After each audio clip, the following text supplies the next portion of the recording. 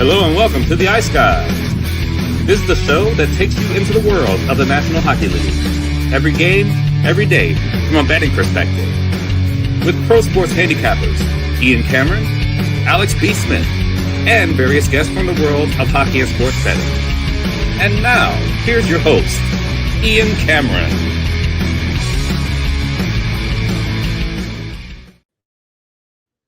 Welcome to the Ice Guys, Saturday, March the 14th. Ian Cameron and Alex B. Smith playing through a little pain today, I guess you could say. Ready to break down the Saturday NHL card. 14 games. It's another whopper, and I'm not talking Burger King, whopper of an NHL card here on this Saturday. Looking forward to it and breaking it down game by game as we do. We're the only show that does it on a Saturday. Every single game on the board. NHL from a betting perspective. We'll get to that in just a moment. We'll breeze through this recap. Not a whole lot to say about it, other than I'm a little bit disappointed. Like, I sprinkled on the two dogs last night, but I wish I had put a little more on both of them, because I thought the Islanders off the long road trip were in a bit of a tough spot. And sure enough, they got off to a really terrible start, down 3-0 early in that game against the LA Kings. And what a result that first period was. LA first goal, first period was plus 160. We cashed that. First period money line.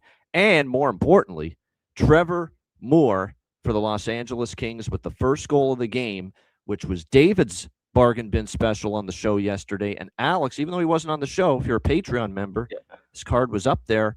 He also went with Trevor Moore as his bargain bin special of the night. Plus 400 was the price on that. Great price. So another bargain bin hit for the show, Alex. And like I said, now that's the good news. The bad news is what a tough beat for over 5.5 with that Kings and Islanders game is the best bet falls short for me. 3-2 Kings victory. They had chances at the empty net. I thought the Islanders were awful as far as getting great looks with the extra attacker trying to tie that game. But the Kings did have a couple empty net opportunities. And I was thinking as that game fell short of cashing the over, payback time, Ian, for that bullshit over I won a few weeks ago with Colorado, Minnesota. Remember that game where it was just had no business winning, and then there was this flurry of goals, multiple empty net goals, and it ended 5-2, and it somehow miraculously went over. This was the payback for winning that one, was giving this one back. But give the Kings credit. Nice win for them. Overall, I like the way they've played under DJ Smith. Great energy. They're fun to watch. They're definitely more fun to watch than they were under Jim Hiller. And they play hard every night for DJ. They have done that. Win or lose, you cannot fault the effort of this LA Kings team on a nightly basis, and they've still got a shot to make the playoffs. There's no question. So nice win for them there. And I'm a little bit more upset that I didn't get more bullish on St. Louis, just because I thought Edmonton laying that kind of a price, and that is a brutal loss for Edmonton because they got the solid game from Connor Ingram. They got off to the start they wanted, up 2-0 in that game, and to give it away up 2-0, let the Blues get 2 unanswered goals to tie it, and then Robert Thomas with one hell of a shot in overtime to beat Connor Ingram. 3-2 Blues comeback win in overtime. A very, very tough pill to swallow for the Oilers. And how about the St. Louis Blues? They are one of the hottest teams in the NHL since the Olympic break. 7-1-1, and we've gone from basically dead to rights with their season about a month and a half ago. They're 5 fucking points out of the wild card now after last night. And all the quotes from Montgomery, Thomas, all the big Parayko on that team, all the players for the Blues saying, we're going for it. We want to get in. We're gonna push for it. We're pushing to get into a wild card spot. And this Blues team did something similar with a certain Craig Berube many years ago. I'm not saying they're there yet. There's still a lot of work to do. But the West has had a lot of teams on these roller coaster rides. Nobody's been able to string an extended streak of dominance in the West this season other than Colorado. And I guess you could say Dallas with what they're doing right now. Why not St. Louis? Maybe it's not like, are you scared of Nash? Do you really, if you're a Blues fan and you're trying to talk yourself into believing you can make the playoffs, I could see it. Because do you really think Nashville's going to run away and hide from you? LA is going to run away and hide from you. Seattle, Utah, who have suddenly lost a couple in a row. San Jose, even though they're capable, they're a young team still. Do you trust them to hang on? It can be done. It can be done for the St. Louis Blues. It's like I said, the odds are still against them getting in, but there is hope now, and there is at least a chance. The old Dumb and Dumber line. So you're telling me there's a chance. And Alex, there is indeed a chance now for this St. Louis Blues team, and it's pretty remarkable. Yeah, absolutely. And like you said, we've been talking about the balance, or I guess you see imbalance in the bottom of the West. I've been talking about, how I bet Vegas to miss the playoffs. I think San Jose is a team that could push in forward, but now you have St. Louis, like I said, catching fire, which, truth be told, in either wild card race, we haven't had a team really catch fire. The only team that's caught fire going into this kind of postseason picture has been Buffalo, and that's for division title. But we haven't had any teams just always say, okay, we we had Dallas. Let's say that we had Dallas getting on a little run too. But even then, it wasn't much movement within the playoffs. A team getting hot and making some strides now within this wild card race. That's what St. Louis is doing right now, being 5 points back. And when we still have this very condensed schedule. There's still quite a few games to be played, at least 19 or fewer for every team moving forward. There's still space and time for them to catch up. There's no doubt there's time. And like I said, it's I didn't buy into it like that. I think it was someone said it in our chat, I think a couple weeks, just even a week ago, saying, the Blues could still get in. I'm like, nah, get out of here with that bullshit. Get that nonsense out of here. Now I'm starting to think, and then Jonathan throws into the chat here that it's the 10th easiest remaining strength of schedule of the St. Louis Blues. And here's the difference too. Hofer's been great, and Hofer had another great game last night. But let's not forget, Edmonton had almost 40 shots last night. Hofer was great, but the difference is Jordan Binnington has brought his international level of play to the NHL post-Olympic break too. He's been a lot better post-Olympic break, Jordan Binnington, as well. I mean, he was awesome against Carolina, a couple nights ago when they beat the Hurricanes. So that's the difference. They're getting outstanding goaltending now from both guys, not just Hofer. And that's made a difference as well. I think it was Jarek too. That was I think it was. Now that I think of it, I think it was Jarek that was pounding the drum for St. Louis still making the playoffs. Yeah, I've personally had a conversation with him, and he mentioned and kind of praised St. Louis. So yeah, you're right. Well, we'll definitely praise him and give him all the credit and accolades if they indeed pull this off, St. Louis, and make the playoffs. Speaking of making the playoffs, a team trying to make the playoffs after losing their last game. It got a little bit more difficult. The Ottawa Senators, and they are hosting the Anaheim Ducks. The first game of the day. This one starts at the top of the hour, 1 p.m. Eastern time. This will be a 10 a.m. Pacific time zone start for the Anaheim Ducks. So on the body clock, you worry about that maybe a little bit here for them. Ottawa minus 180, home favorite, 6.5 the total. That being said, with the concerns about the body clock for the Ducks, give me the Ducks. Give me the draw. I like both in this game. It's just, this is an Anaheim team. What have we said about Anaheim consistently? When they don't play up to the standard, they have a bad game, and really, they have themselves to blame for the Toronto loss.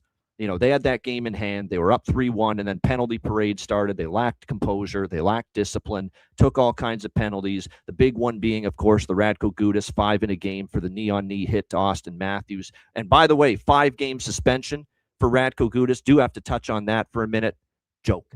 Absolute joke, that suspension. And I knew it was only going to be 5 games max, because when you have an over-the-phone hearing, the rule is it can only be a 5-game suspension at most. It has to be for it to be more than 5 games, it has to be an in-person hearing with the Department of Player Safety. So the moment we heard it was an over-the-phone hearing, it shouldn't have been a surprise to anybody that the most he was going to get was 5 games. But that's ridiculous. He's a repeat offender. He's got a rap sheet as long as the coast to coast of the United States about everything he's done as far as incidents on the ice. It's time you really send a message that say this shit ain't going to be tolerated anymore. You got to rein it in. You can't be doing reckless, dumb shit like that, sticking your knee out there. And, probably didn't want to see Austin Matthews get hurt to that degree, but you can't tell me that was not intentional. You can't when you see that. And it's time to make an example of this guy, because he's done it before. It's 5-game suspension ain't going to do it. 10, 15, 20. Wipe out 1/4 of this guy's season. 20, make it 20, 25 games. That'll send a message through to him. And maybe that'll get him to screw in and say, you know what? I got to rein it in and not be just this reckless and this cheap on the ice with my physical play. But that didn't happen. And now you have basically given this man a free pass to continue this reckless behavior on the ice. You think he's going to be scared off from continuing to play this way when you're only giving him a little slap on the wrist in a 5-gamer? That's a bunch of nonsense, thinking that that's going to do anything and curb the way he conducts himself on the ice. So it's bad that he only got 5 games, but it is what it is. He'll obviously not play today. Yeah, but for me in this game, Ducks and draw. I mean, I feel it's a big price for Ottawa. Allmark was a little shaky when he in that loss against Montreal. He couldn't locate the puck in a couple of those times. I mean, it's just really weird to see that. They've been a bounce-back team all season, Anaheim. How many times have they responded and played well off a bad game? They've been very good off a loss lately, this Anaheim team as well. So I'll sprinkle on that. I don't love the early start time for a West Coast team, but I expect a good effort from Anaheim, and that's enough for me to take a shot. Plus 150 and also a little bit on the draw here as well. I'll look for a live over in this game. I ain't betting it pregame at 6.5. Alex, thoughts on Ducks Senators and thoughts on the 5-game suspension for Radko Gudas? Yeah, I mean that whole situation was an absolute mess. You hate seeing knee-on-knee hits. Like, that's just unacceptable in the game. And then I was really pissed off with how the Leafs responded. I thought that was just absolutely insane. Like, there was a shot, the split shot of Austin Matthews holding his knee, and there's a teammate in the far distance behind, and then you cut to Buffalo Tampa the other night. Our guy Josh Doan jumping after Brandon Hagel when he was going after the captain. Big difference, huge difference, and that's the reason why those two teams, with those two guys scrapping and the third guy jumping in, are number 1 and number 2 in the Atlantic, and that team with the captain, whose knee's blown out for the rest of this year, is in dead last. Yeah. There's a reason for that. So in saying that, I'm just as upset with how the suspension was handed out as I was with the response on the ice. And like you said, you knew it was going to be 5 games once you heard, okay, it's not an in-person hearing.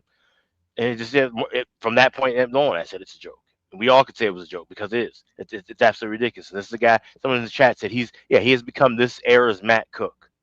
Okay, and Matt Cook got away with all this bullshit too. And why Matt Cook? Matt Cook, for the record, at least did get his ass beat on the ice. Radko Gudas needs to get his ass beat as well as get a much tougher suspension, because everybody in the league knows his reputation and knows what he's done at this point now, and he needs to own up for that. And he's a guy who will answer the bell. He won't shy away. He won't cower away like some other guys like Cook used to do early in his career. But yeah, you have to answer the bell, and the suspensions have to be tougher for a guy like this too. The wheel of justice that we talk about cannot just be restricted to 5 games, and you have a guy, like I said, whose rap sheet is as long as Radko Gudas. So that's my thoughts on that. As far as this game, I am on the draw. Sprinkle a little bit on Ducks to win in overtime or shootout plus 550. I like to draw a little bit more. I would be a little more worried about the body clock if this wasn't the 3rd game for this Ducks team out east. If this was starting the road trip, I'd probably just completely stay away from this game. But I think, especially with how things went with that Toronto game for the Ducks the other night, I think they'll be ready and have their energy with them. So I like to draw here in this spot. All right, there we go. Like I said, these are small bets. I mean, I love Anaheim off a loss usually, but I do understand that this is a scheduling disadvantage for them this early of a game for a West Coast team on the road. But I still love the price is worth enough to take a shot for sure to me here in this game. We don't have Dostal confirmed. It'll be interesting to see. Now they could go with Ville Husso, but I will say Ville Husso's been solid in a couple of times he's played so far. And so this might be a Ville Husso start for Anaheim. It is Allmark for Ottawa for sure, but we'll wait and see on that as far as the starting goaltenders. As far as props for this game, when I look at these two teams right now, Alex Killorn's the one that stands out to me. He's on a back-to-back games goal streak for the Anaheim Ducks. So I'm liking that. Dylan Cousins, has been good, so I don't mind what Jonathan's saying there. Cutter Gauthier, he's been awesome. 7 of the last 10 games. He's found the back of the net. Some of those games have been multi-goal games as well. So a couple prop recommendations there I would give you for that game with Anaheim and Ottawa. Like I said, Ottawa's looking to bounce back too, and Ottawa needs points desperately. So I get it. I just think minus 180 is a little bit inflated for them in this spot. All right, next up, it's ABC Saturday Hockey, the national game this afternoon with McDonough and Ferraro on ABC. We've got Boston, Washington. Washington minus 130 home favorites. The total here sitting at 6 across the board.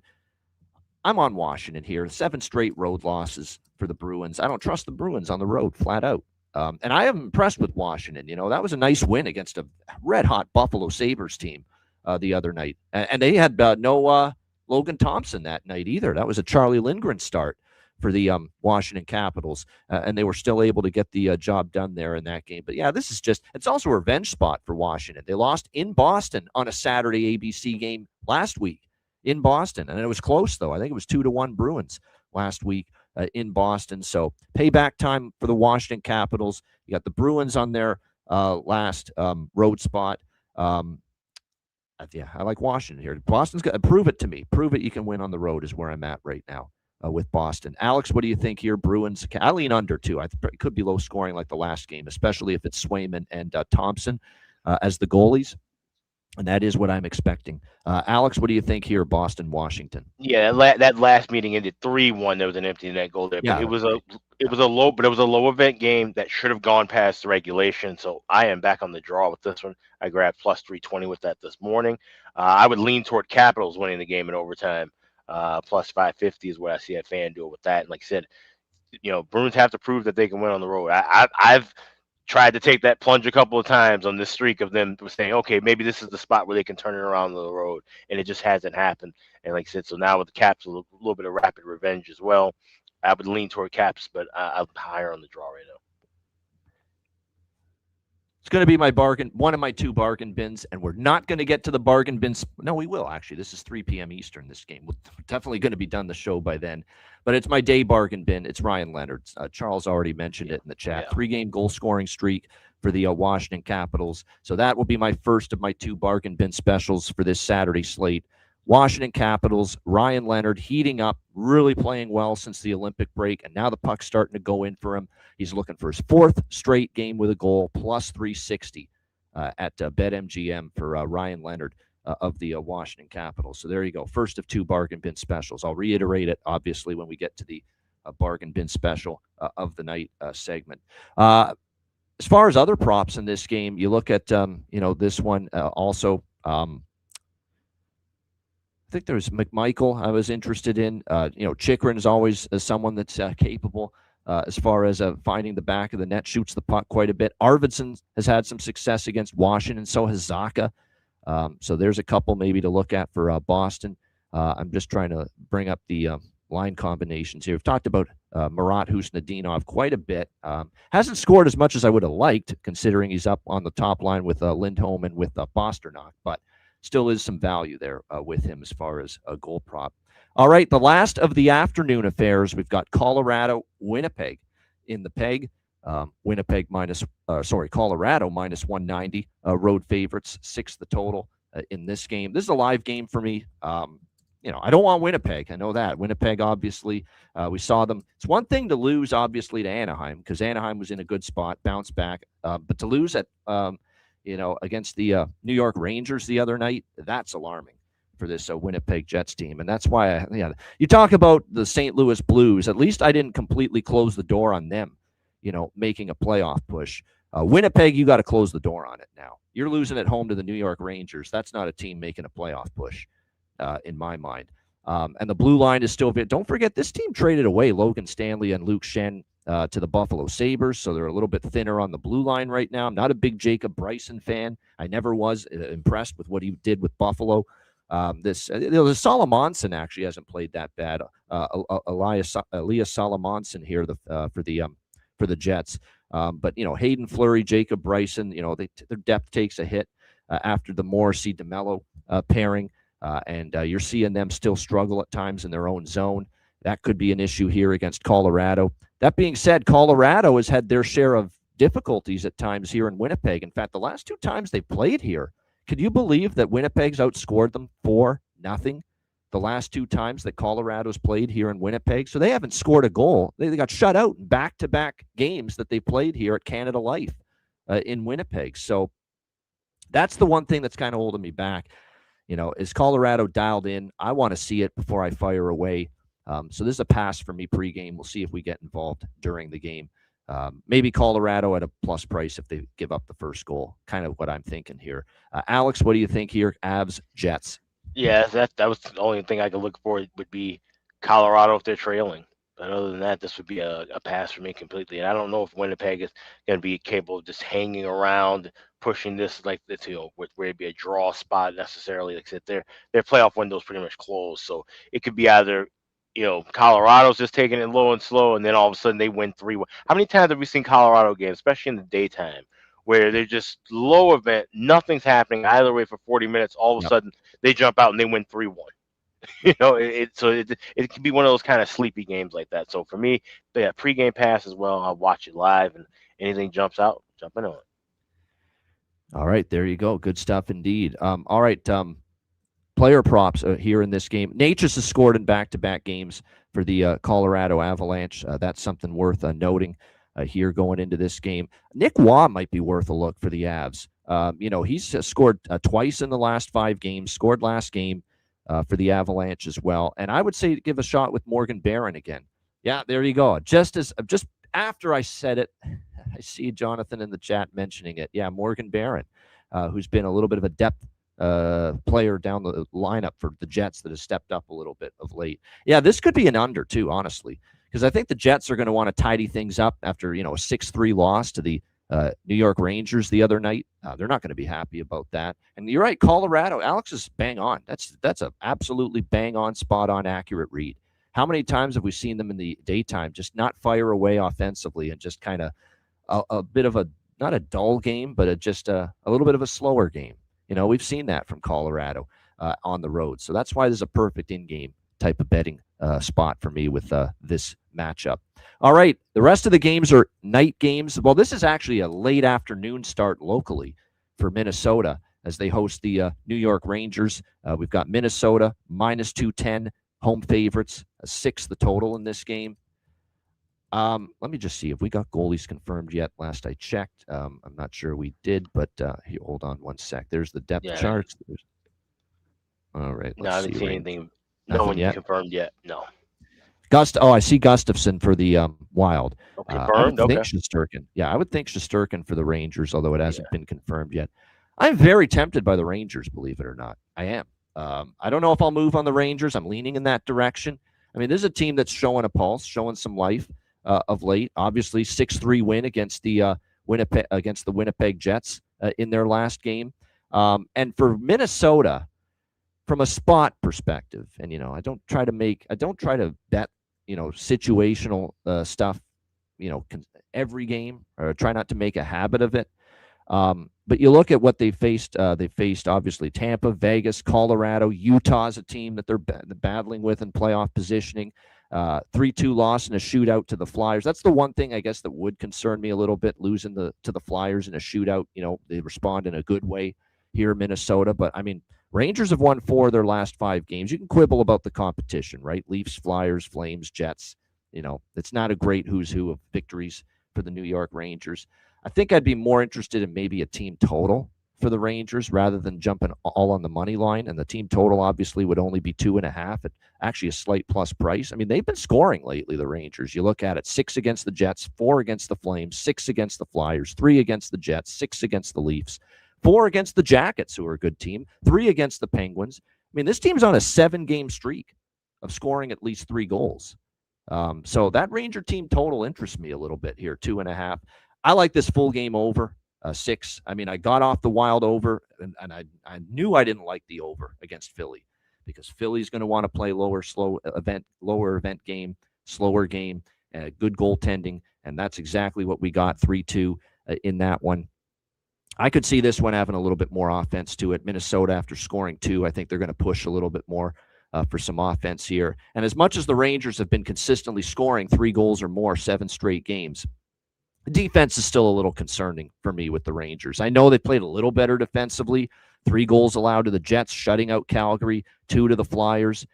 But come on, Minnesota's a much better offensive team than those 3 teams. So you would think this will be more of a challenge for the defensively here for the New York Rangers tonight. So I'm on that full game over. I'm probably going to sprinkle on the Ranger team total over. the draw might be something to consider too. I mean, you start to look at Minnesota here, and they're playing a lot of these tight games. 2 of the last 3 have gone past regulation. We've seen one hell of a strong series history of draw bets cashing with these two teams. How about to the tune of 5 of the last 10 have gone past regulation, including 4 of the last 6 between these two teams, including each of the last 2 here in Minnesota between the Rangers and the Wild. So that draw, that's enough indicators for me to be interested in that. Alex, Rangers Wild. There's a reason I've got the draw season hoodie on today, and it's partly due to this game. There's a lot of draws that I like here, but this is my favorite one by far. 4 of the last 6 that you mentioned, including 2 straight at formerly known as the X and then turned into Grand Casino Arena. But like I said, this is a Ranger team that's showing some life, showing some gusto. So I'm on the over as well. This was one where I kind of had it circled maybe to try to wait for a 5.5, but no, 6 minus $1.10, minus $1.05.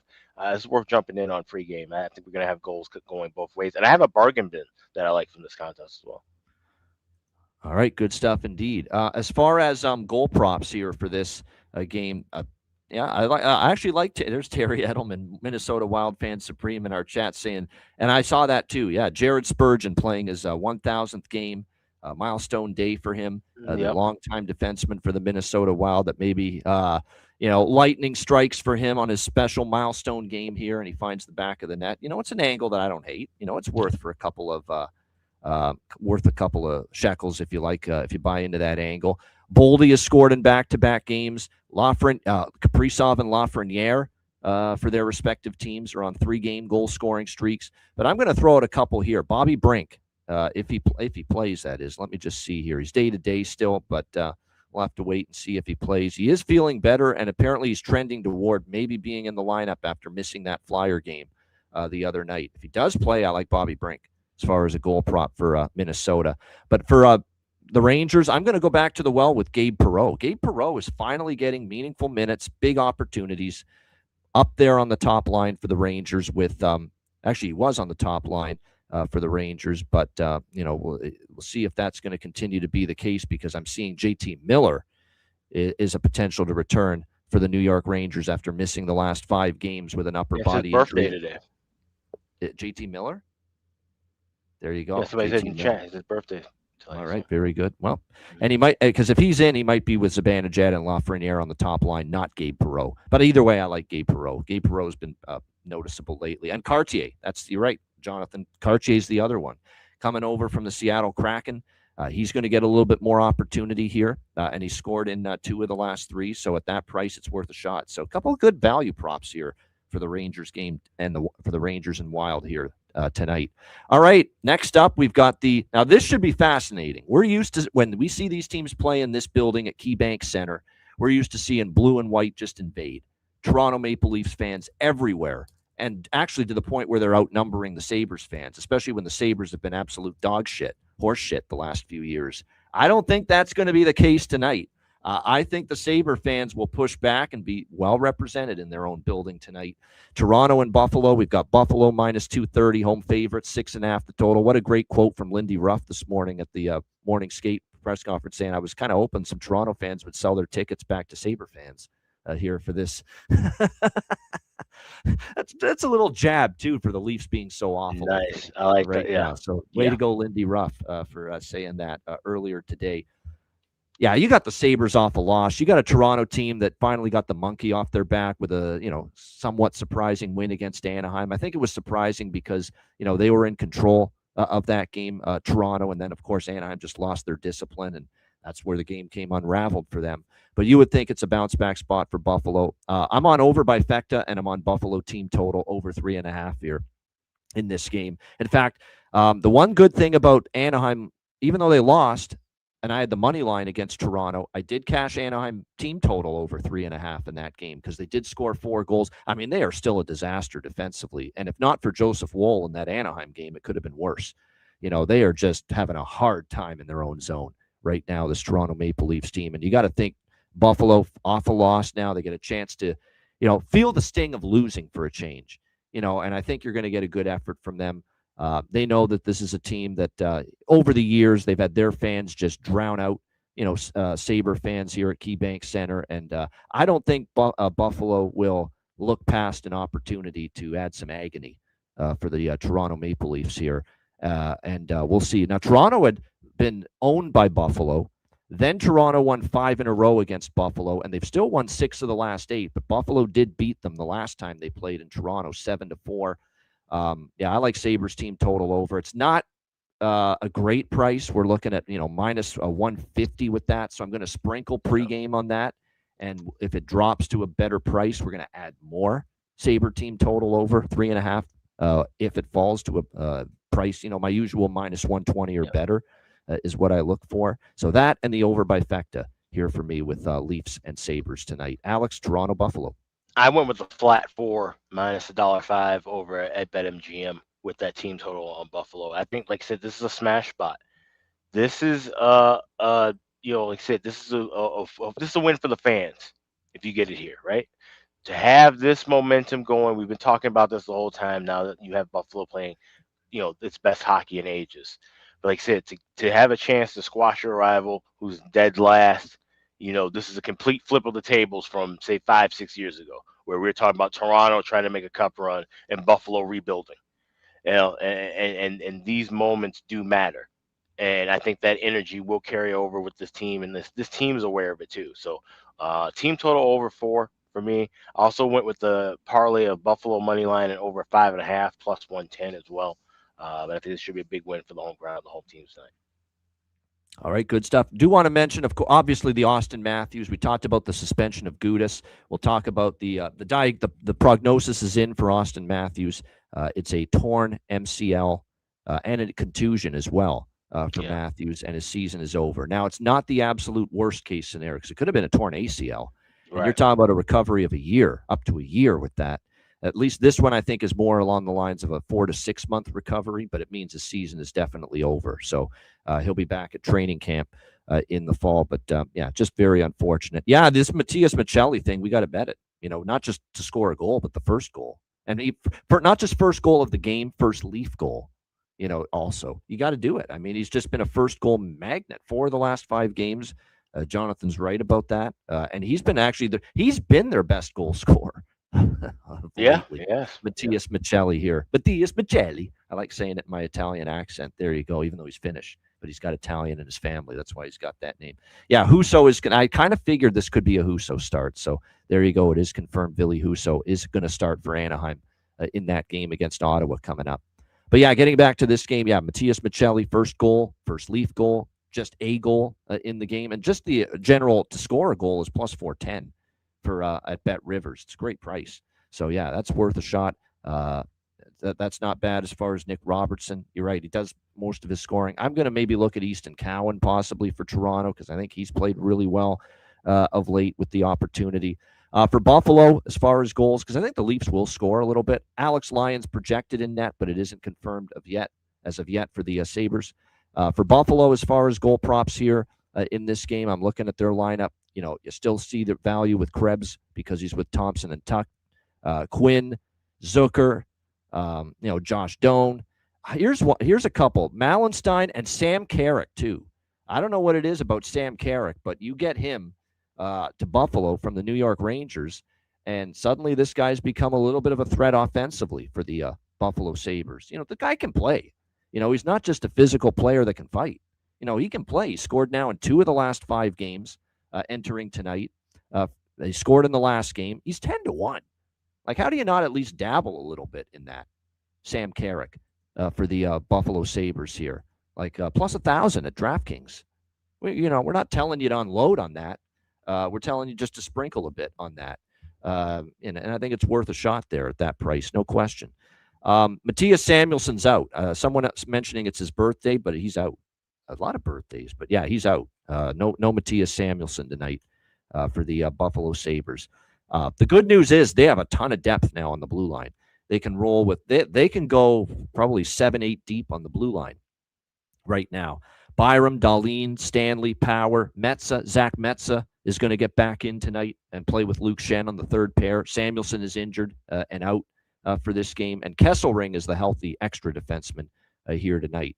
So there you go. Kesselring is the health bomb here tonight for the Buffalo Sabres on the blue line. All right, there we go. All right, I think that's good. We covered everything in this game. All right, next up, we've got, as we continue along here, Calgary Flames and the New York Islanders. Islanders minus 140, home favorites, 6 the total here in this game. Feels like a bounce back spot here for the New York Islanders, and it feels like a spot where I want to fade the Flames because teams that are not good off a win, I don't like backing those teams again. And of course, the Flames did win in their last game against New Jersey 5-4. They got totally outplayed though in that game. It was a terrible, terrible, terrible, terrible night for Jacob Markstrom against his former team. I can't stress enough how bad he was for New Jersey against Calgary. I mean, Calgary, like I said, they got outplayed in that game, but it was not a good night for Markstrom in net for the Devils. Islanders off the tough loss last night.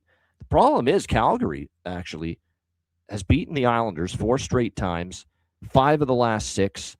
Calgary has definitely had the better of this team over the years. I know, and minus 140 is not a price I love. I lean Islanders. I could only look at the Islanders side in this game.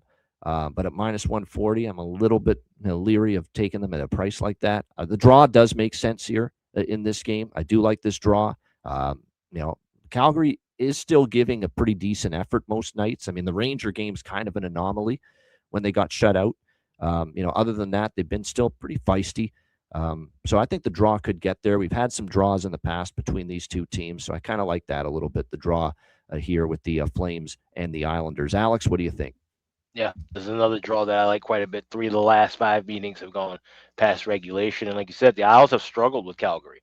So either way you look at it, whether it's Calgary playing well and hanging up to par with the Islanders, or the Islanders struggling, just knowing they need to at least grab a point against a team that they haven't done well against historically, that definitely leans to the draw for me.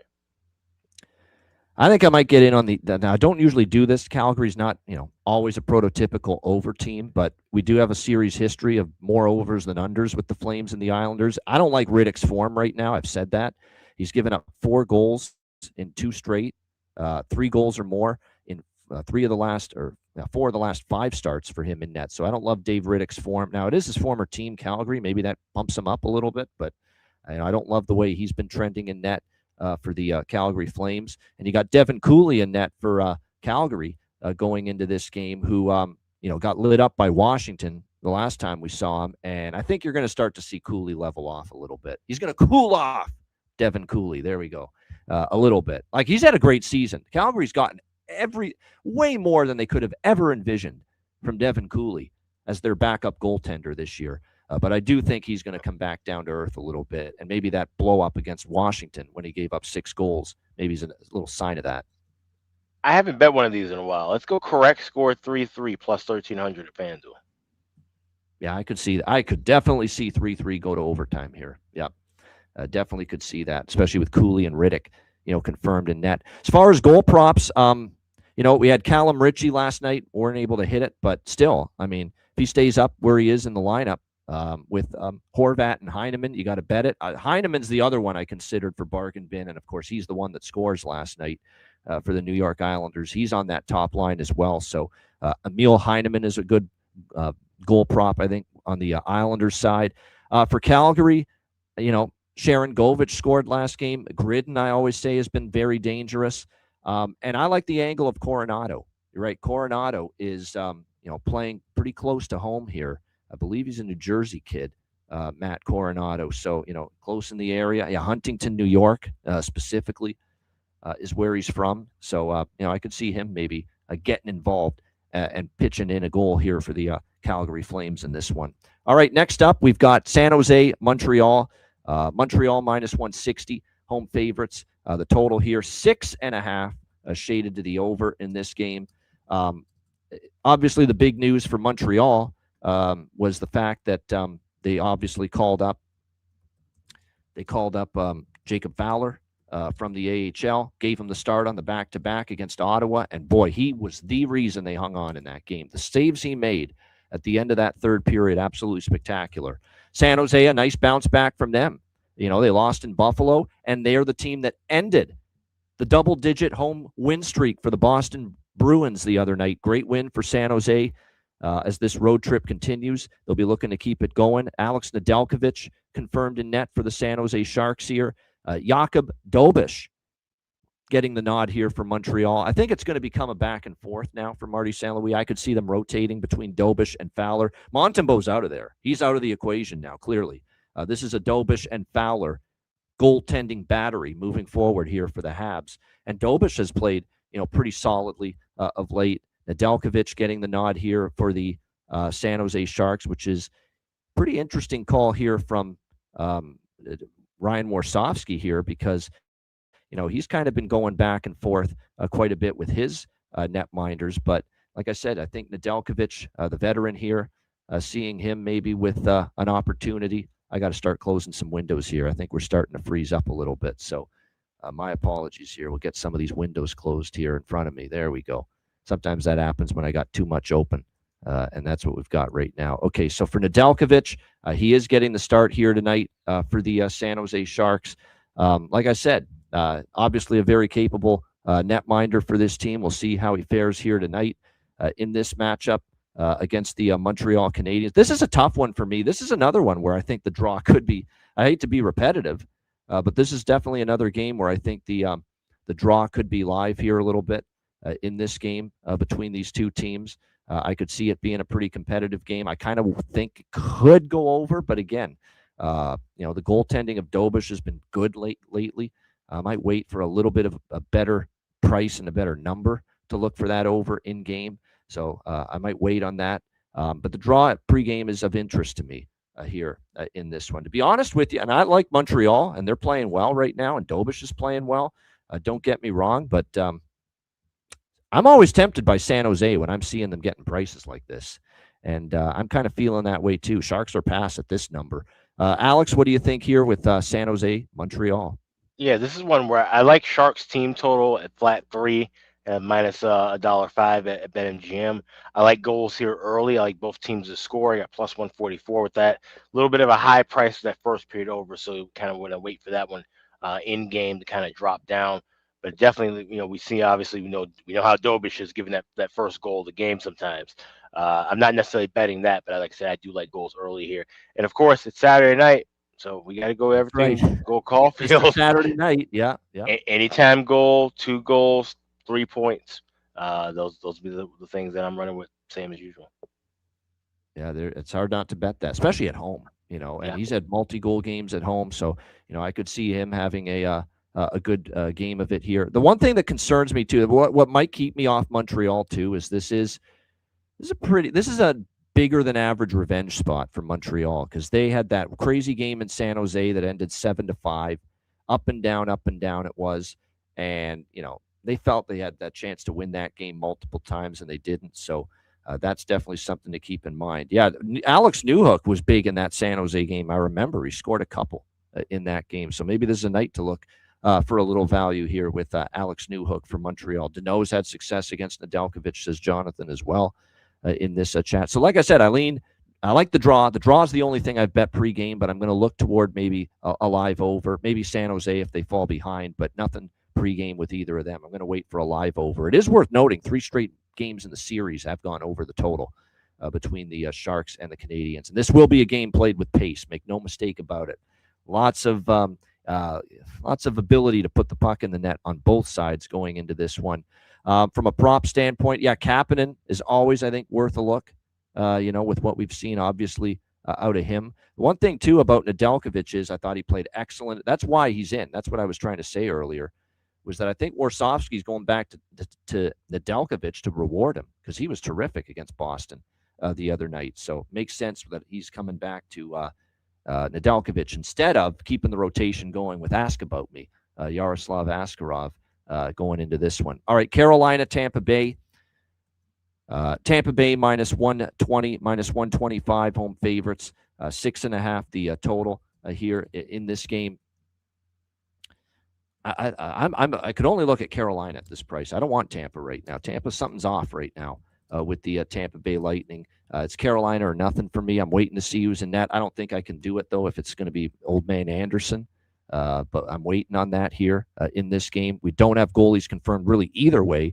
Vasilevsky, Bussy are the projections. Gostisbehere out for the Hurricanes, by the way. It looks like for Tampa, they will have Chernak. Chernak's off the injury report. Lilleberg's still on there. And Declan Carlisle now getting hurt is on the IR. So just when they get Chernak back, another defenseman goes down. That's kind of been the series here, or the season here for the Tampa Bay Lightning. They just cannot get their top 6D healthy and on the ice at the same time, this season. That's just basically the way it's been pretty much all year. Robert says Freddie Anderson's starting. So, that might temper I might do Carolina team total instead then if that's the case. But like I said, Tampa Bay, I don't know what it is. You know what it is with Tampa Bay, too? It's that they have the Buffalo game is the one that stands out. We saw Columbus make mincemeat of them defensively. They gave up 5 to the Jackets. They beat Detroit 4-1, and some people might think they're back on track. Everything's good. Detroit is a mash unit right now, struggling, depleted. They've lost each of their top 2 centers in Larkin and Kopp. I don't want to give Tampa too much credit for that. Detroit is a vulnerable team right now. I'm not going to give Tampa all the credit for, they're back now because they beat Detroit. Detroit's a mess. Detroit's got issues right now. So this is Carolina or nothing. I think with Freddie, I'm going to be targeting more so the team total over for the Carolina Hurricanes here in this game tonight. Alex, and Carolina will always get pumped up to play Tampa Bay, obviously. Right. They want to prove themselves against any team that's won cups in that state. What do you think here, Alex? Carolina, Tampa Bay. Yeah, with the big card, this is the game I passed. Like I said, there's a lot of different variables, and obviously they're waiting for goaltending as well. So if I do jump in something live, maybe something will pop up. But pregame, this is a pass for me. I was open for 6 with this total. 6. I'm going to wait for it. I want over because it's gone over in 2 straight meetings this year. They've played each other twice, and it was a 6-4 Tampa win and a 5-4 Carolina win. So the games flew over the total. It's over for me, but I'm going to see if I can get a little bit better. Maybe I get this thing to drop to 5.5 with a few minutes of scoreless hockey to begin the game. So a live over is what I'll be targeting here with Carolina and Tampa Bay in this one. But I will bet Carolina team total over pregame here in this one. All right, as far as props here for this Carolina-Tampa matchup, let me just I had it up on my screen.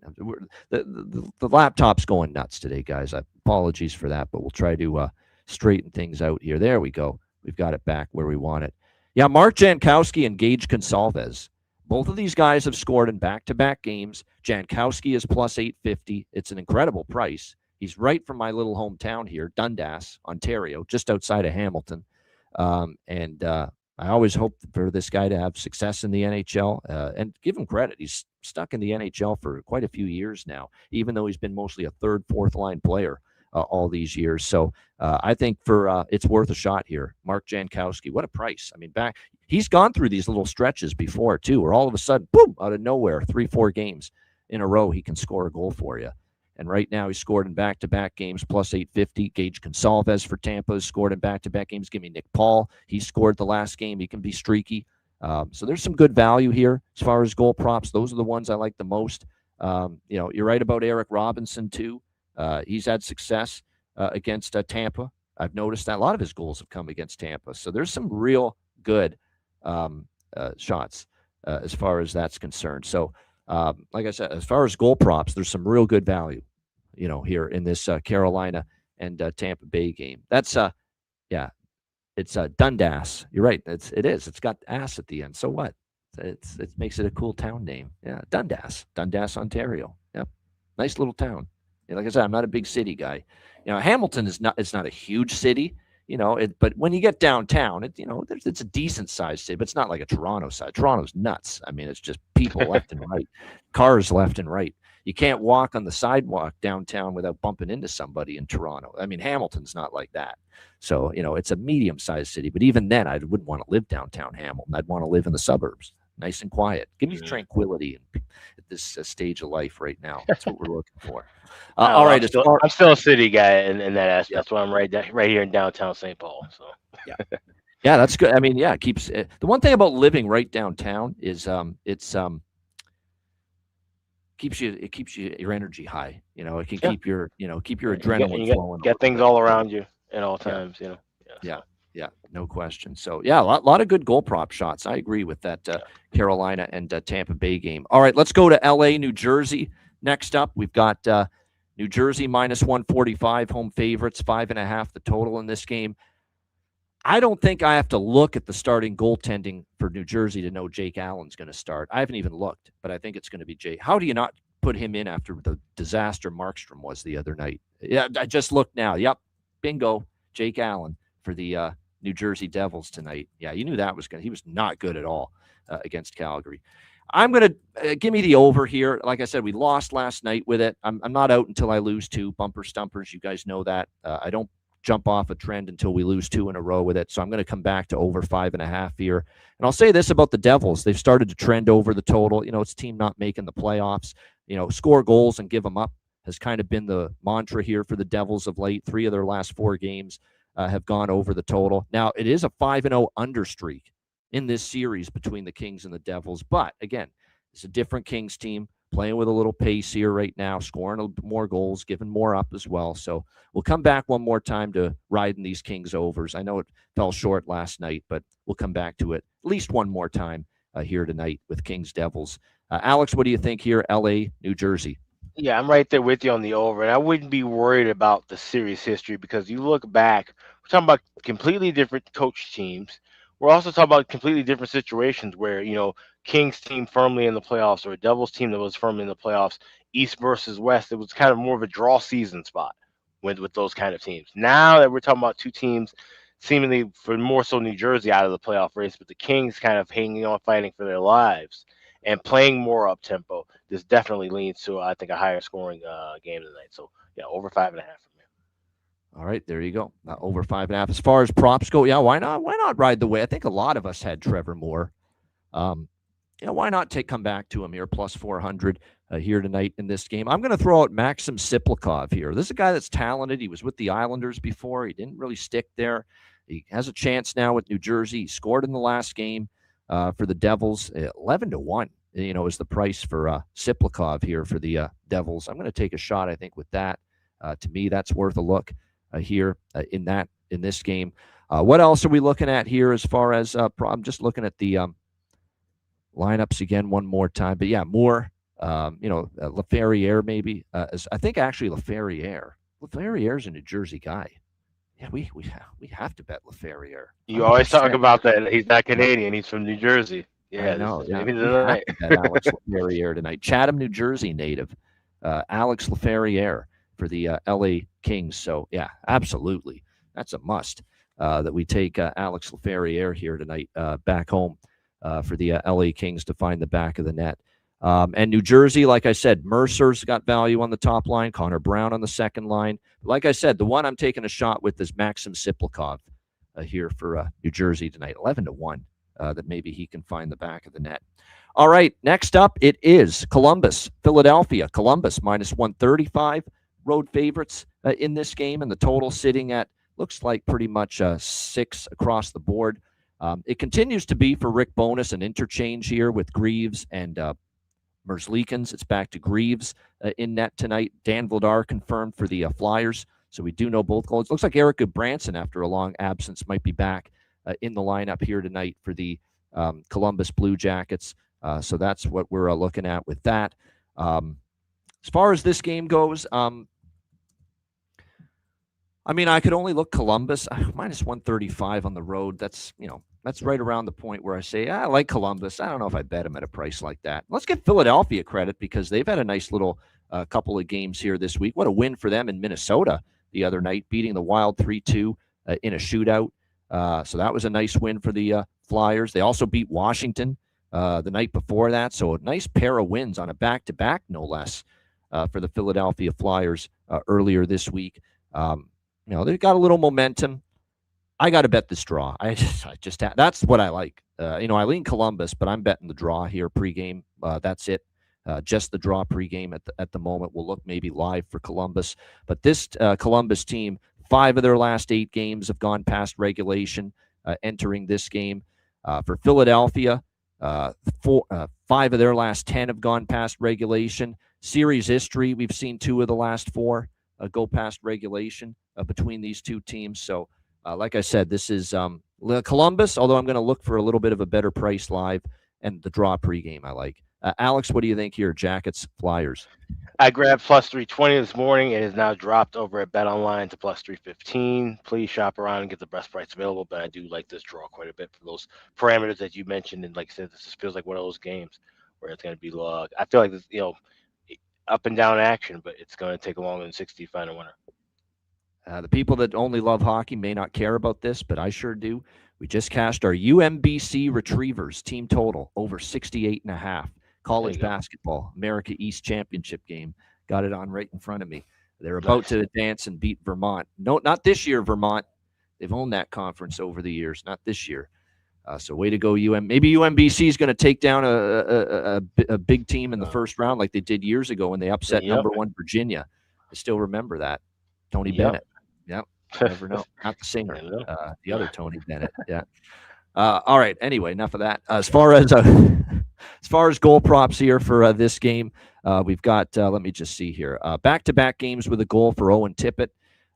We got Adam Fantilli, who scored last game for the Jackets. Might be worth a look here as well going into this game. He's still, I think, on the top line. Let me see here. Columbus. No, he isn't. It wasn't. Oh, Cole Sillinger's up there. Give me Cole Sillinger.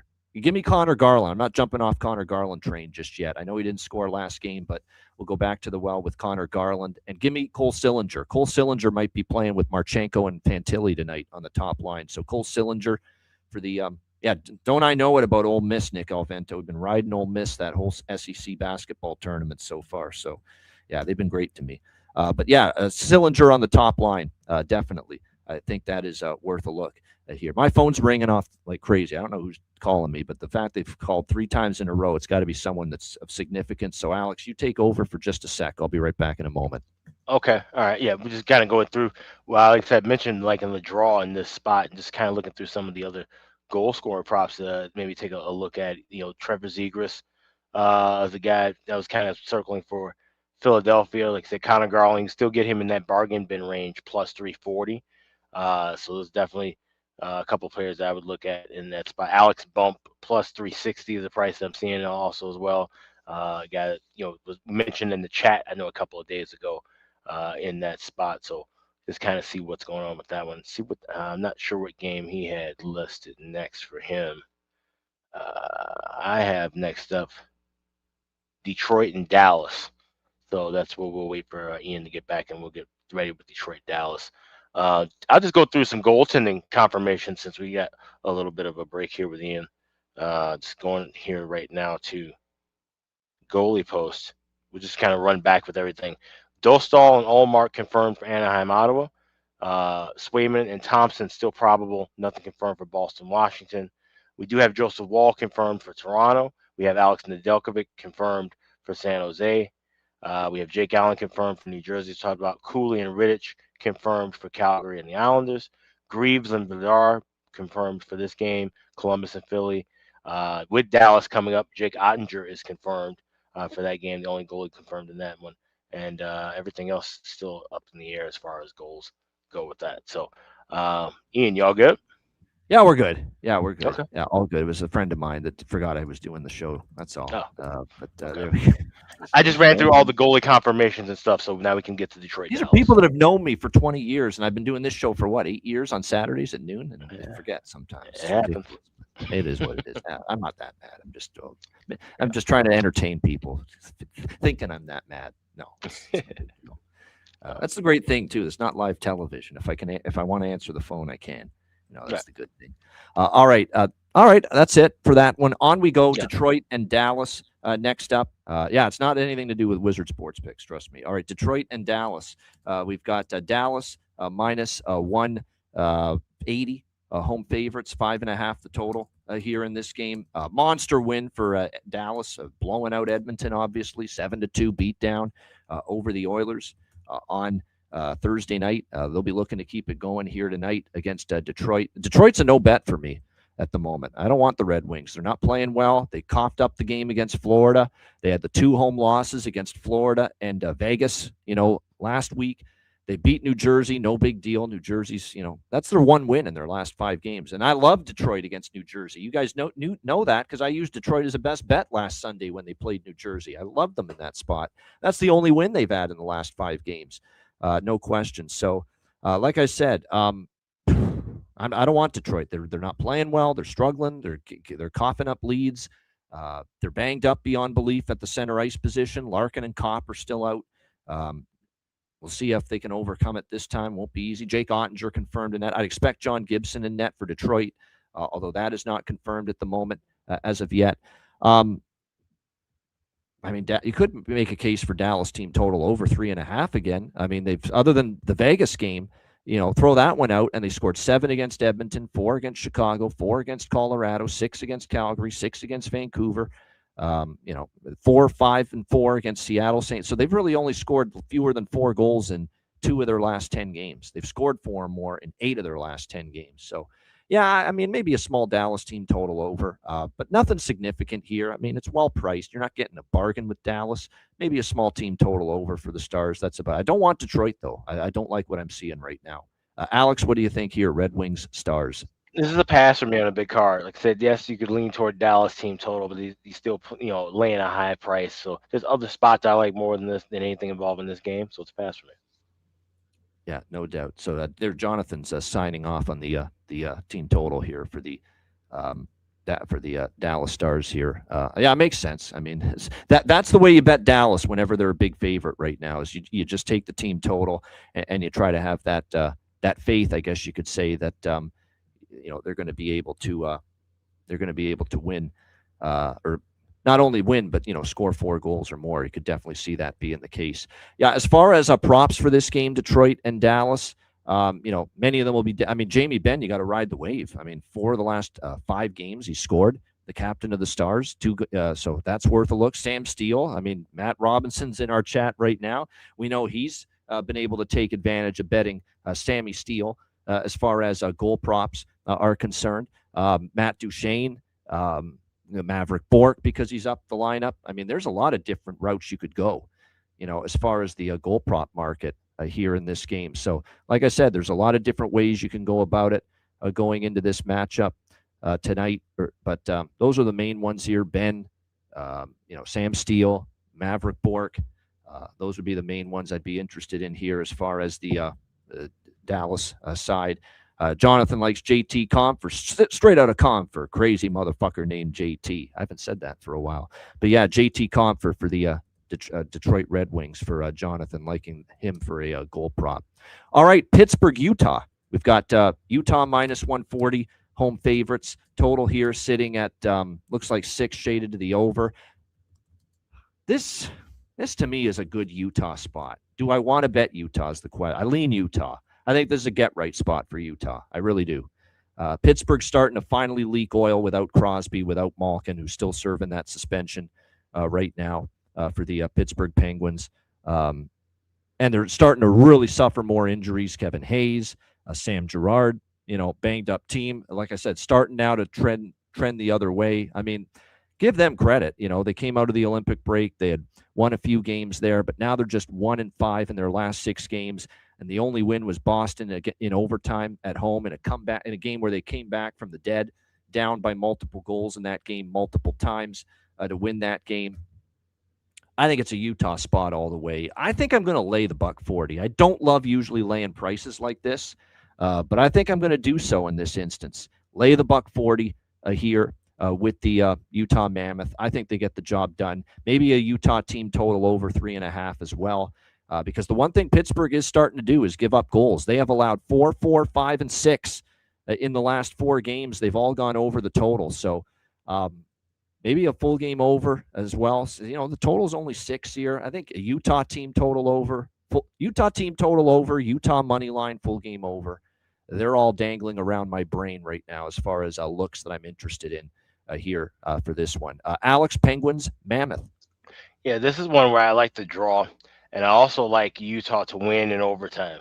Now, I said it's usually overtime or shootout, but I'd say beware of taking anything shootout related because there hasn't been a shootout with Utah so far this season. I thought that was an interesting stat. Saw it the other night when Utah and Chicago went past regulation. All their games have ended in overtime. So Utah, I would look to grab them in game if they're trailing.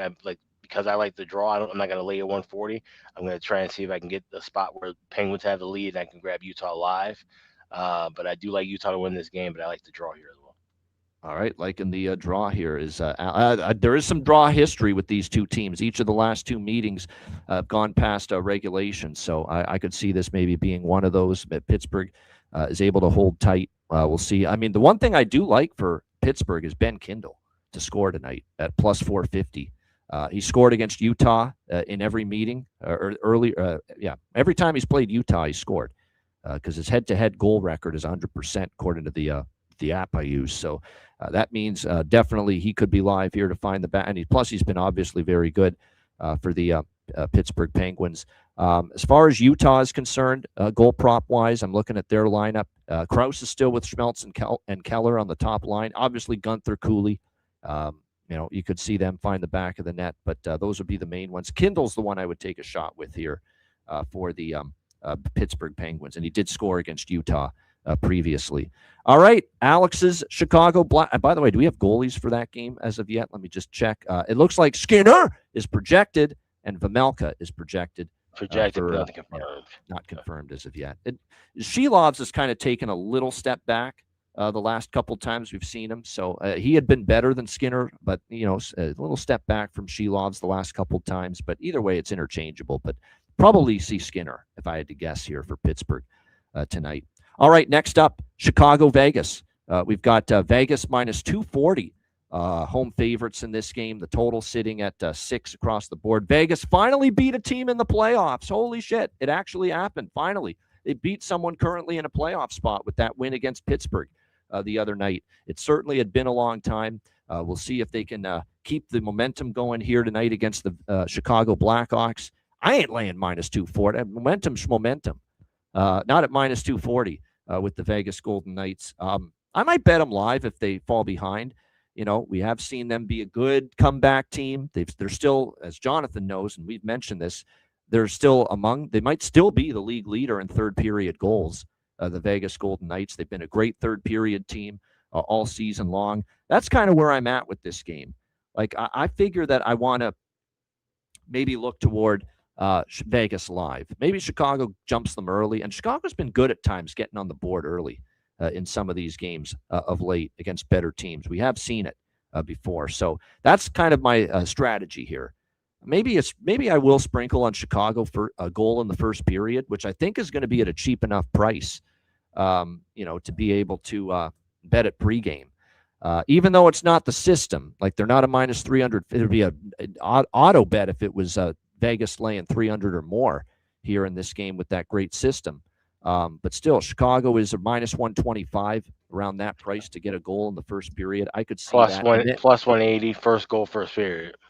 Yeah, I don't know about first goal because I could see Vegas scoring, but just to get a goal in the first period with Chicago, I'm interested at that minus 125 price. And then maybe look for Vegas live. That Jonathan's got it. 93rd period goals for Vegas, number one. So we know they're a good finisher. They're a bad starter. They're a good closer. That's kind of what they've been this year. So Chicago to score in the first and then maybe look for a live Vegas position. That's kind of where I'm at here. Alex, what do you think? Chicago, Vegas? This is not a good spot for the Hawks tonight. No. 3 straight games. You had 3 straight games to go past regulation.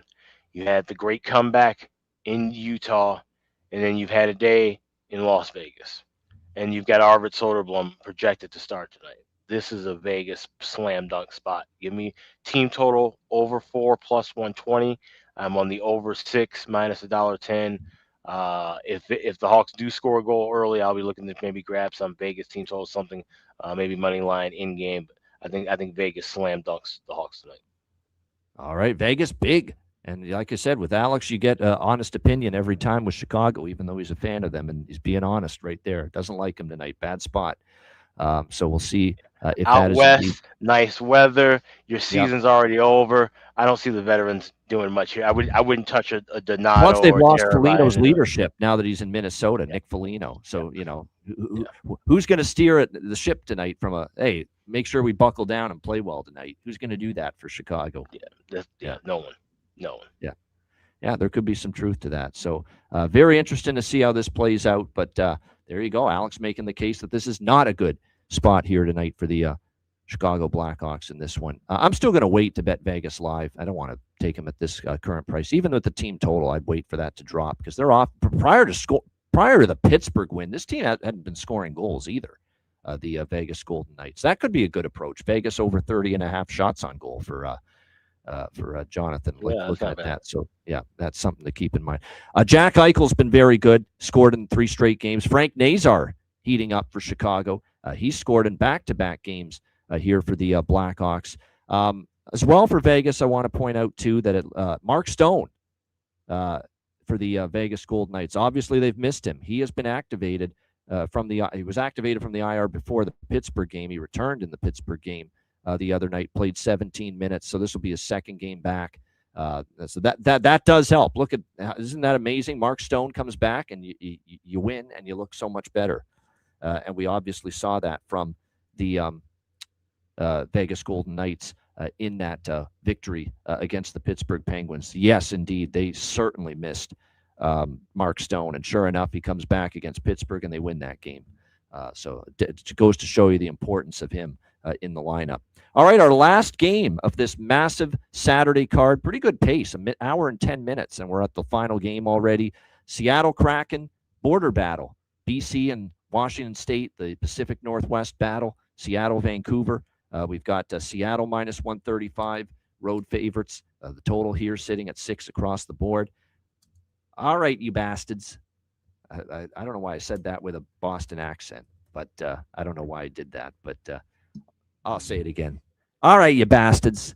If you don't get it done tonight, I'm done with you. And I'm laying it with Seattle here, minus 130. This is a spot where you got to get it done here. This is your playoff hopes are flickering right now. You're not playing great hockey.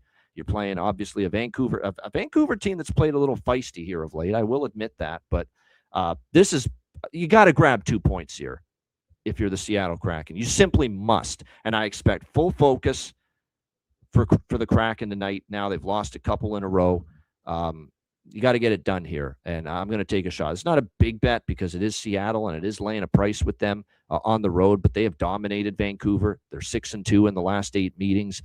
They've won 2 of the 3 so far this season against the Vancouver Canucks. So I am going to take Seattle here. And don't forget, these 4 losses, they've played St. Louis, who's red hot, Ottawa, who's a playoff, a team that's been battling for playoff positioning, Nashville, same thing, and Colorado. I don't think there's a really brutal loss in that stretch for Seattle, but you got to get 2 points here. It's really that simple. But I do like the draw too. We do have some strong draw parameters here. 4 of the last 7 meetings have gone past regulation between these 2 teams. 2 of the last 3 for Vancouver have gone past regulation as well. So I will get in on the draw in this game as well. Seattle and draw split here. Alex, what do you think? Final game, Kraken, Canucks. Yeah, this is one I could maybe see a case for. Like I said, this is a strong case for the draw. This didn't make my parameters, though. There's a lot of draw plays that I like more than this one, so it's kind of left out. And as far as the total, I know we had that heavy over history. We've seen that kind of trickle back a little bit. It was a push in the last meeting, right on. I'll wait for a 5.5 is my plan. That's what I was going to do too. Yeah, I'll wait for 5.5 as well. So this is all live game for me, but more than likely we'll be drawing over. Just waiting for both of them in game. All right, good stuff there. All right, as far as props for this game here between the Kraken and the Canucks, let me just bring up the lineups here. For Vancouver, I think Marco Rossi finally scored last game. You know how I like that from a momentum standpoint. When you've had trouble putting the puck in the net, you finally see one go in. And like I said, I could see him getting going a little bit, plus 370. There is some value with Drew O'Connor. Looks like he might be on the top line for Vancouver tonight as well. And then on the Seattle side of the equation, going into this game, I'd maybe look at Eberle. He's been playing well lately for the Seattle Kraken, even with the losses. I think his game's been pretty good for them. One thing, too, that I noticed, too, the defenseman, Riker Evans, I don't think he's a BC guy. No, he's not. I was thinking maybe he was, but I knew he was out west. No, he's from Calgary. But like I said, definitely something to keep in mind. Oh, he's the after hours guest. Oh, there we go. Marco Rossi That is phenomenal television, by the way, that after hours on Hockey Night in Canada after the late Saturday night game with Scott Oak. They've done it for years, where they just sit down with one of the players in the late game and talk about how they got into hockey. It's like what we do with the Players Suite interviews. Very, very good conversation there in the after hours segment. So that's always good quality viewing for sure in the late night hours after the late game Saturday nights on Hockey Night in Canada. All right, great stuff. Shout out to everyone. Appreciate you guys joining us here on this massive Saturday card. Hit the like button if you haven't done so already. WizardSportsPicks.com. It's been a great run, as I've talked about, #1 on the site in college basketball, in NHL. Had a #1 ranked NFL season as well. So make sure you check it out, WizardSportsPicks.com. And, of course, Patreon.com/Ice Guys, just $10 per month. Goalie charts, totals charts, daily betting cards, sides, totals, player props posted each and every day on the Patreon page. So make sure you check it out, Patreon.com/Ice Guys. And again, we've got lots of betcasts that are only available to Patreon members coming up April and beyond. So make sure you sign up before April, because the betcast volume is going to pick up significantly after this month. So make sure you get on board. The $50 off Dub Club All Sports discount for me is available still for Patreon Ice Guys members only as well. So you can get in on that as well. So make sure you check out all of that. $10 per month. Your membership goes a long way to supporting the show and keeping it going long term. $10 per month. Patreon.com/Ice Guys. And also check out the Ice Guys store at iciguys.myspreadshop.com. 2 days left to save 20% off all items in the store. Just hit the redeem button at the home page, add your items to your cart, and 20% will be taken off at checkout. I mentioned t-shirt and hoodie weather, but here I am in Minnesota bracing myself for about 12 to 15 inches of snow over the next 48 hours. So maybe it's time to get a jacket, which we have. We still have winter hats as well. We have all kind of wonderful items. You can save 20% off for the next 2 days. That's over at iciguys.myspreadshop.com. All right, get in on the discount there at the Ice Guys store. All right, bargain bin special of the night, as we'll try to hit another one, and best bets coming up right after we hear from our great Ice Guys sponsors.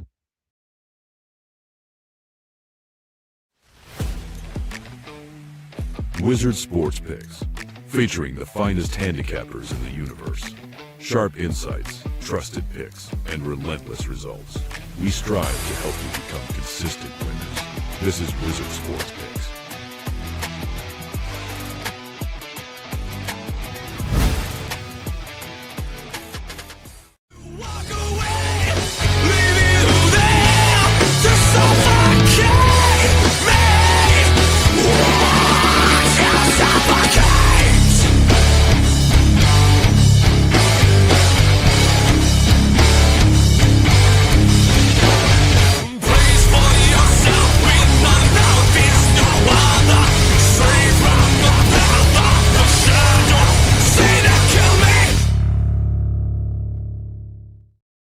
All right, bargain bin. That's a great stat, Peanut. Riddick is 0-6 against the Flames all time. Wow, there you go. And I was leaning Islanders. I was leaning Islanders, so I don't like that. With that stat. But yeah, but that's good to know. 0-6 Riddick against the Calgary Flames. So and the Isles have only beaten the Flames once in their own building. Wow, that's some good numbers there for. From Peanut in the chat. All right, you know what's been some good numbers too? Our fucking bargain bin special record this season. It's been some damn good numbers with that. Bargain bin special of the night. We had another one last night. Both David and Alex landed on Trevor Moore, LA at +400 to score. See if we can add to it tonight. Alex, bargain bin special of the night. So I have two tonight, and the first one we'll start with is the guy from last night, Trevor Moore. Now, full transparency, I didn't get to watch the show yesterday, so I had no idea that David was on this. I sent you my plays at about 4 o'clock Central Time, and I just looked at the board. And I was like, that was a guy who I liked. He was the only goal scorer that stuck out to me, so I grabbed him. I actually got +350 with him yesterday. Right now, I'm seeing +360 over at FanDuel with Trevor Moore anytime goal scorer in that game against New Jersey. So that would be my first bargain bin special. My second bargain bin special will go to the Rangers taking on the Minnesota Wild right up the street here at Grand Casino Arena. And I'm going with Vladimir Tarasenko to get a goal for the Minnesota Wild. You get him +360. Now it was +380 earlier. I bet it, and then it moved. So you can get +360 with him as well. Vladimir Tarasenko anytime goal scorer for Minnesota That's my second bargain bin for tonight. All right, great stuff. Like it. As far as the bargain bin specials of the night, I got two. I already mentioned the first one earlier. Ryan Leonard. This game is at 3 p.m. Eastern. It's an afternoon game. It's the ABC national TV game. Ryan Leonard for Washington, plus 360. Looking to make it 4 straight games with a goal. That is my first bargain bin special of the night. My second bargain bin special of the night, we're going to go to the guy from right here in my little hometown, Mark Jankowski, plus 800. I am going to rock with it. Great price. It was him or Michelli. Michelli's a good option too, but can only go with 2, and I'm going to go for the bigger price. Mark Jankowski, Carolina Hurricanes, plus 800. Multiple game goal scoring streak for him. So there you go. We got bargain bins on 2 players on multiple game goal scoring streaks. Ryan Leonard, Washington, plus 360. Mark Jankowski, Carolina, plus 800 for my 2 bargain bin specials of the night. All right, best bets. Alex, what do you got for best bet? Yeah, back up the street to Grand Casino Arena. You got the Wild taking on the Rangers, and like I said, I love that draw spot for them. 4 of the last 6 meetings have gone past regulation. East versus West. Rangers have been getting a little bit more punch offensively. I feel like it could be a game that's going to take a little longer to finish. So give me the draw here with New York and Minnesota. Plus 345, the best price available. That's my best bet for Saturday. All right, there we go. A little draw action. And remember, I think it was Bruins and Kings earlier this week. Alex went the draw route with best bet, and it came through. So looking for that again with New York Rangers, Minnesota draw for Alex with his best bet here for this Saturday slate. My best bet here for this Saturday slate. What's the best? Oh, there's a minus 144 out there with this at, Pinnacle. There's a couple places that have it just shy of minus 150. A couple other places have it minus 150. A couple have it as high as minus 160. And I'm going to add more to this if the price falls, but I still think it's best bet material. You got some juice worth laying. Let's put it that way. And that is Buffalo Sabres team total over 3.5. I like it. It is one of my favorite plays on the board. It's best bet material. I think I don't know about pound Toronto, but they're certainly going to pound them offensively. I think they're going to score 4. This Toronto team has routinely been giving up 4 goals since they've fallen out of the playoff race, and I think that continues tonight. So Buffalo off a loss too, a rare loss. So I think they come out ready to go, and they get 4 on the board minimum here tonight against Toronto. So Buffalo Sabres team total over 3.5, best price minus 144. That is going to be my best bet here for this Saturday NHL card. Shout out to everyone in the chat. Oh, yeah, Michelli. Someone asked. Michelli would have been my third option as bargain bin special. Michelli for Toronto. But I ended up going with Leonard and Jankowski. Great stuff. Shout out to everyone. We appreciate it. The like button. And we want to remind you, too, the Betcast, our one Betcast still to come in March, which is a free-for-all, open to everybody Betcast, Tuesday, March 24th, a week from this Tuesday. There's no college basketball that night. It's a perfect night. It's a great NHL card that night. So make sure you're with us Tuesday, March 24th. Ice Guys NHL Live Betcast, 7 p.m. Eastern. DM or email me or Alex for a spot on that Betcast, and we will send you the link for it. But we will have, obviously, preferential treatment for our Patreon members who will get the VIP treatment for this Betcast, as always. So, again, Tuesday, March 24th, 7 p.m. Eastern Time, our next Ice Guys Live Betcast. A reminder, the Ice Guys is live 7 days a week, Monday to Friday, 2 p.m. Eastern, Saturday, Sunday, noon Eastern. If you can't watch the show live, download the Ice Guys podcast in audio form on all major podcast platforms, Google Podcasts, Apple Podcasts, Spotify, Stitcher, iHeartRadio, Amazon Music, and more. Download the Ice Guys podcast when you can't watch the show live. For Alex P. Smith, I'm Ian Cameron. Have a great Saturday. Enjoy this massive card, and good luck. And we will see you tomorrow on Sunday, noon Eastern, for another edition of the Ice Guys.